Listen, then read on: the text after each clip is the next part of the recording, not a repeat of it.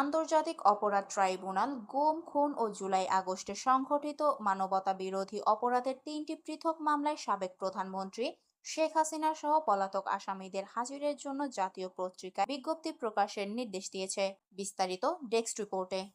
বুধবার সকালে আন্তর্জাতিক অপরাধ ট্রাইব্যুনাল ১-এর চেয়ারম্যান বিচারপতি মোহাম্মদ গোলাম মর্তুজা মজুমদারের নেতৃত্বাধীন ৩ সদস্যের বিচারিক প্যানেল এই আদেশ দেন।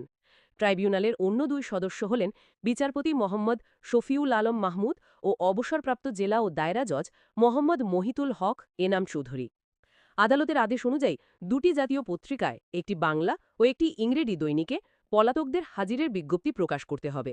মামলার পরবর্তী শুনানির তারিখ নির্ধারণ করা হয়েছে আগামী ২০ নভেম্বর। সেদিন গুমের মামলায় অভিযোগ আমলে নেওয়ার বিষয়ে শুনানি হয়।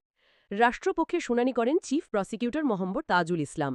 তিনি জানান, দিনের শুনানি শেষে ট্রাইব্যুনাল ১৫ জন সেনা কর্মকর্তাকে কারাগারে পাঠানোর নির্দেশ দিয়েছে। কোন কারাগারে তাদের রাখা হবে তা নির্ধারণ করবে সরকারের কারা কর্তৃপক্ষ।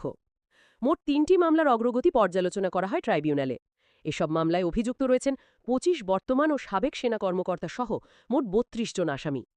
এছাড়া জেআইসিএ গুমের অভিযোগে দায়ের করা মামলায় ১৩ জন আসামির মধ্যে ৩ জনকে আদালতে হাজির করা হয়, আর বাকি পলাতকদের জন্যও বিজ্ঞপ্তি প্রকাশের নির্দেশ দেওয়া হয়েছে।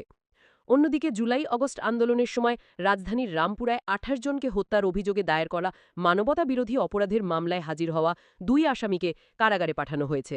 তবে পলাতক ২ আসামির জন্যে বিজ্ঞপ্তি প্রকাশ করা হবে। এই মামলার পরবর্তী শুনানির তারিখ নির্ধারণ করা হয়েছে ৫ নভেম্বর।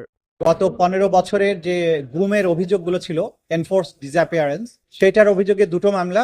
জুলাই মাসের গণ অভ্যুত্থান বা বিপ্লব চলাকালীন সময়ে রামপুরা এলাকায় গুলি করে যে মানুষ হত্যা করা হয়েছিল, সেটার ব্যাপারে আরেকটি মামলা ছিল।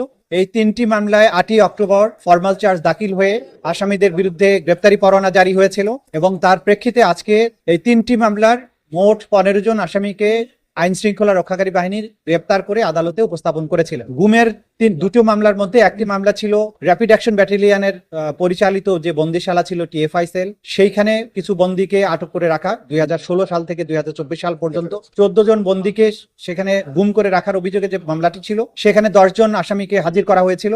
তাদেরকে গ্রেপ্তার দেখিয়ে কারাগারে প্রেরণের নির্দেশ দেওয়া হয়েছে এবং পরবর্তী তারিখ ২০ নভেম্বর ধার্য করা হয়েছে। এবং এই মামলায় শেখ হাসিনা সহ জেনারেল তারেক সিদ্দিকী সহ যে সমস্ত আসামি পলাতক আছেন, তাদের বিরুদ্ধে পত্রিকায় বিজ্ঞপ্তি দিয়ে হাজির হওয়ার জন্য নির্দেশ দেওয়া হয়েছে। আগামী ১ সপ্তাহের মধ্যে এই পত্রিকায় বিজ্ঞপ্তি দিয়ে তাদের হাজির হওয়ার জন্য বলা হয়েছে।